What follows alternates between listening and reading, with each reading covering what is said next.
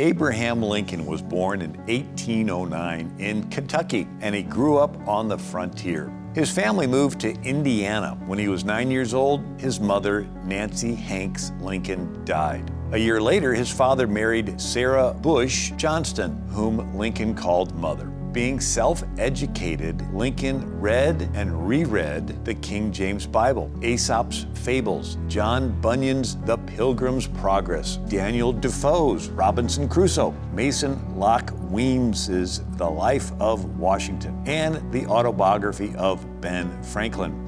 In 1830, his family moved again, this time to Decatur, Illinois. They moved further west to New Salem, Illinois. Lincoln is older, and he's working as a store clerk. While in New Salem, Illinois, he falls in love with Anne Rutledge. And so as their relationship grew, and they fell in love, and they had made plans to get married, his heart was broken when an illness swept through town. Lincoln caught the fever and recovered. Anne Rutledge caught the fever and died.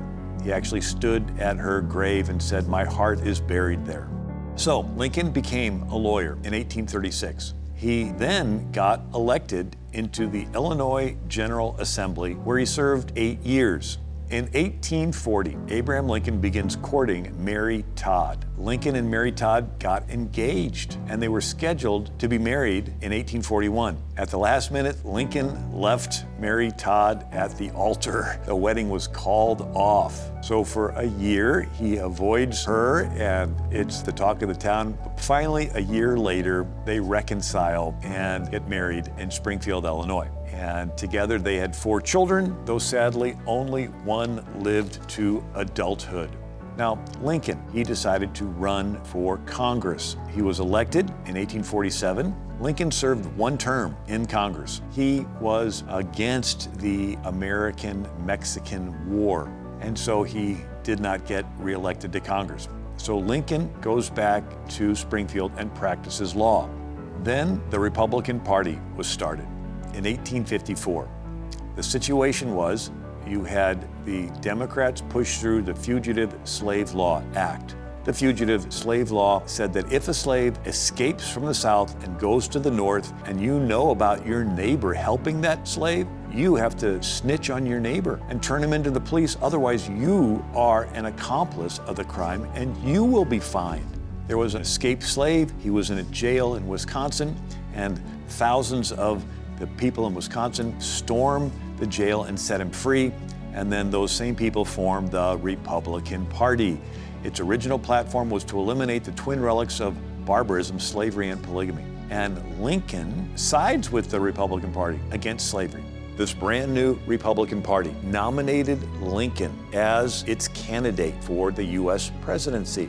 Lincoln wins in 1860. He stated at Edwardsville, Illinois, during his debates with Stephen Douglas, he says, "What constitutes the bulwark of our liberty and independence? It is not our frowning battlements, our bristling seacoasts, our army and our navy. These are not our reliance against tyranny. All of those may be turned against us. Our reliance is in the love of liberty, which God has planted in us. Our defense is in the spirit which prized liberty as the heritage of all men in all lands everywhere. Destroy this spirit, and you have planted the seeds of despotism at your door. You have lost the genius of your own independence and become fit subjects of the first cunning tyrant who rises among you."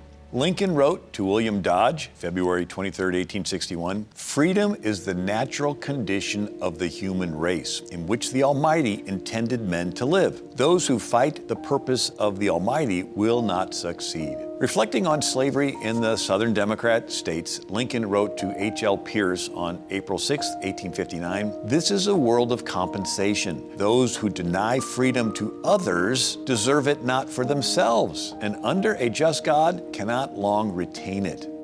Well, hope you've enjoyed this program on Abraham Lincoln. God bless you.